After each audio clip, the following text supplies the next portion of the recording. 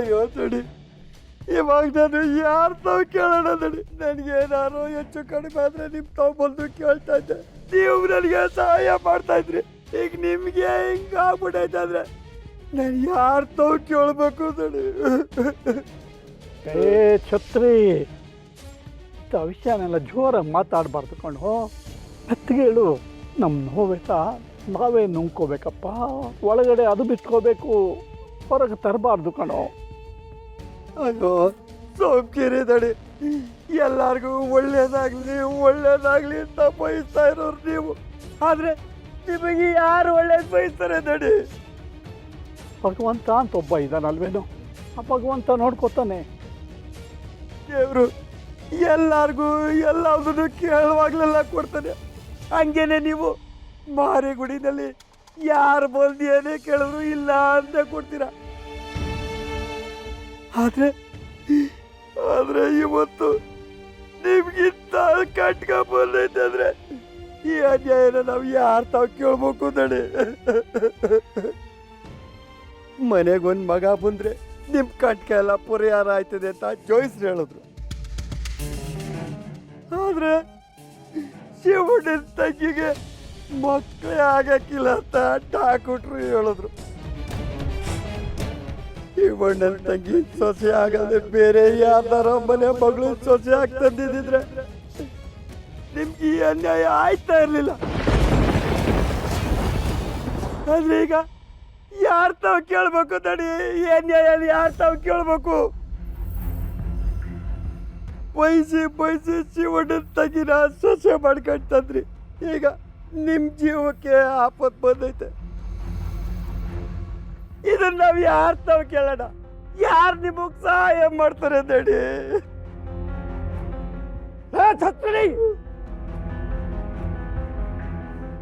ಬೇಡ ಬೇಡ ಕಣೋ,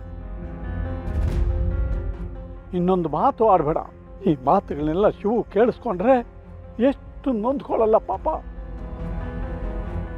ನಾನು ಸತ್ರೆ ಏನೋ, ನನ್ನ ಮಗ ಇದ್ದಾನೆ, ನನ್ನ ಹೆಂಡ್ತೀರ್ನ ಶಿವು ಅವನ ತಾಯಿಗಿಂತ ಹೆಚ್ಚಾಗಿ ನೋಡ್ಕೋತಾನೆ. ಆದರೆ ಯಾವುದೇ ಕಾರಣಕ್ಕೂ ಆ ಶಿವಣ್ಣನ ತಂಗಿ ನನ್ನ ಸೊಸೆ ರತ್ನನ ಮೇಲೆ ಆರೋಪ ಹೊರಿಸ್ಬೇಡ. ಹಾಗೊಂದು ವೇಳೆ ಹೋದರೆ ಹೋಗಲಿ, ನನ್ನ ಪ್ರಾಣ. ಈ ಆರೋಪ ಎಲ್ಲ ಕೇಳ್ಕೊಂಡ್ರೆ ನನ್ನ ಆತ್ಮಕ್ಕೆ ಶಾಂತಿ ಸಿಗುತ್ತೇನೋ. ಮಾವ, ಶಿವು, ಮಾವ ನನ್ಗೆ ಕ್ಷಮಿಸ್ಬಿಡಿ. ಮಾವ ನನ್ಗೆ ಕ್ಷಮಿಸ್ಬಿಡಿ. ನನ್ನ ತಂಗಿಯಿಂದ ನೀವು ನೋವಿನಾಗಿ ಮುಳುಗೋ ಥರ ಆಯ್ತದೆ ಅಂತ ನನ್ನ ಕನ್ಸು ಮನ್ಸಾಕು. ನಾನು ಅನ್ಕೊಂಡಿರ್ಲಿಲ್ಲ. ಆದರೆ ಇದಕ್ಕೆ ಯಾರನ್ನ ದೂರ್ಲಿ? ನಾನು ಏನು ಮಾಡಲಿ? ಏನಂತ ಹೇಳಲಿ? ನನ್ನ ತಂಗಿ ಪಾಪ ಕಣ್ಮಾವ ಯಾವತ್ತೂ ಯಾರ ಮ್ಯಾಕು ಗದರ್ಲಿಲ್ಲ, ಯಾವತ್ತೂ ಯಾರಿಗೂ ಕೆಟ್ಟದ್ದು ಯೋಚನೆ ಮಾಡಿಲ್ಲ. ಅಂತ ಒಳ್ಳೆ ಮಗಿಗೆ ಯಾರು ಮಗಿ ಕೊಡೋ ಶಕ್ತಿನೇ ಕಿತ್ಕೊಂಡ್ಬಿಟ್ಟವ್ರಿ ಅಂದರೆ ನಾನು ಏನು ಮಾಡಲಿ ಮಾವ? ನಾನು ಏನಂತ ಹೇಳಲಿ? ನನ್ಗೆ ಕ್ಷಮಿಸ್ಬಿಡಿ ಮಾವ, ನನ್ಗೆ ಕ್ಷಮಿಸ್ಬಿಡಿ. ಮಾವ,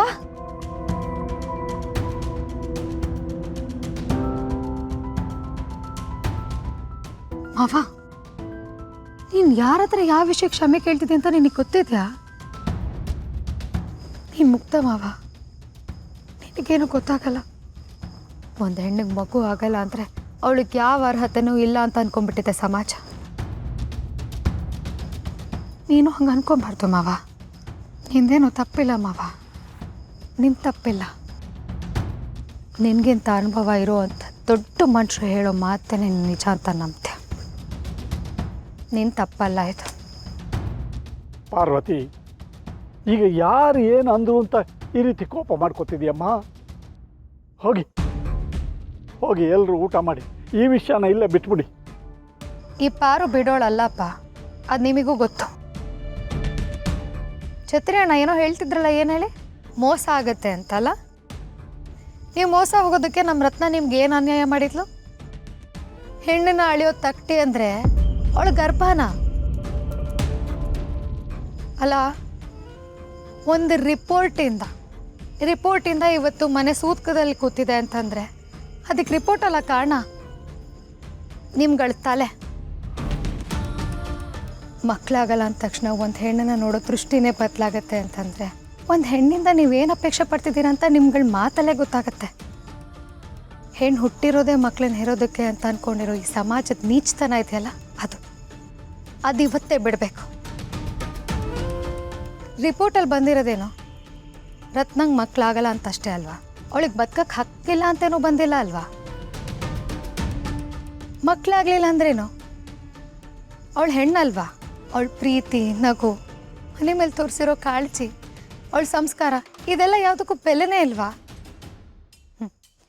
ಹೆಣ್ಣು ಹುಟ್ಟಿದ್ರೆ ಸಾಕು, ಅಯ್ಯೋ ಅವಳಿಗೆ ಮದುವೆ ಖರ್ಚು ಮಾಡಬೇಕಾಗತ್ತೆ ಅಂತ ಚಿಕ್ಕ ವಯಸ್ಸಿಂದ ಹೇಳಿ ಹೇಳಿ ಹೇಳಿ ಅಲ್ಲೊಂದು ಸ್ವಲ್ಪ ತುಳಿದಿರ್ತೀರ. ಆಮೇಲೆ ಮದುವೆ ವಯಸ್ಸಿಗೆ ಬಂತು, ಇನ್ನೂ ಗಂಡು ಸಿಕ್ಕಿಲ್ಲ, ಮದುವೆ ಆಗಿಲ್ಲ ಅಂತ ಅಲ್ಲೊಂದು ಸ್ವಲ್ಪ ತುಳಿತೀರ.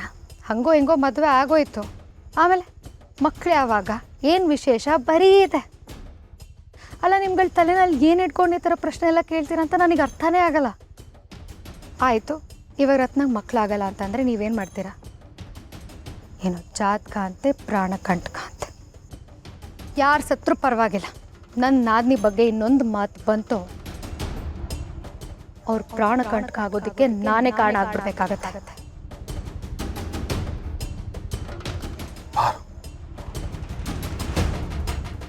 ಮಾವ, ನೀನು ಒಳ್ಳೆ ಇವ್ರ ಹತ್ರೆಲ್ಲ ಬಂದು ಕ್ಷಮೆ ಕೇಳ್ಕೊಂಡು ಹಿಂಗೇನು ಹೇಳಲಿ ನಾನು ಹೇಳು.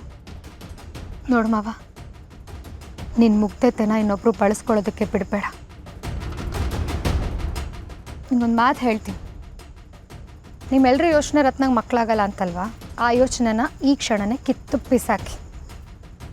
ರತ್ನನ್ಗೆ ಮಕ್ಕಳಾಗೇ ಆಗುತ್ತೆ.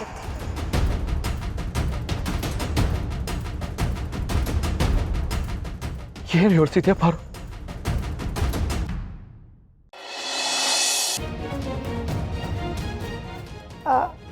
ಅಂದರೆ ಇನ್ನೂ ಹೆಚ್ಚು ದಿನ ಬದುಕ್ತೀರಾ ಅಂತ ಹೇಳಕ್ಕೆ ಬಂದೆ. ಅಮ್ಮ, ಅಣ್ಣ, ಈಗೆಲ್ರಿಗೂ ಸಮಾಧಾನ ಆಯ್ತಾ? ಅಯ್ಯೋ ದೇವ್ರೆ, ಈ ಸಮಸ್ಯೆಗೆ ಪರಿಹಾರ ಸಿಗ್ದಲೇ ಹೆಂಗಪ್ಪ ಹೋಗೋದು, ಏನಪ್ಪ ಮಾಡೋದು ಅಂತ ಅಂದ್ಕೊಳ್ತಾ ಇದ್ದೆ. ಆ ಭಗವಂತ ಅದಕ್ಕೂ ಒಂದು ವ್ಯವಸ್ಥೆ ಮಾಡಿಬಿಟ್ಟ. ಅಕ್ಕ, ನಾವೇನು ಬರ್ತೀವಕ್ಕ? ಸೌಭಾಗ್ಯ, ಬೆಳಗ್ಗೆಯಿಂದ ಮಾಡಿದ ಈ ಪೂಜೆ ಪುನಸ್ಕಾರದ ಫಲ ಈಗ ಸಿಕ್ತು. ಈಗ ಎಲ್ಲರ ಮನಸ್ಸಿಗೂ ನೆಮ್ಮದಿ ಆಯಿತು. ನಾವೇನು ಹೋಗಿ ಬರ್ತೀವಿ. ಅತ್ತಿಗೆ, ದೇವ್ರ ಫಲ ಕೊಟ್ಟಿದ್ದಾನೆ ಅಂದಮೇಲೆ ನೀವೆಲ್ಲ ಊಟ ಅರ್ಧಕ್ಕೆ ನಿಲ್ಲಿಸಿದಿರಿ. ಎಲ್ಲರೂ ಸಂತೋಷವಾಗಿ ಪೂರ್ತಿ ಊಟ ಮಾಡ್ಕೊಂಡು ಹೋಗಬೇಕು.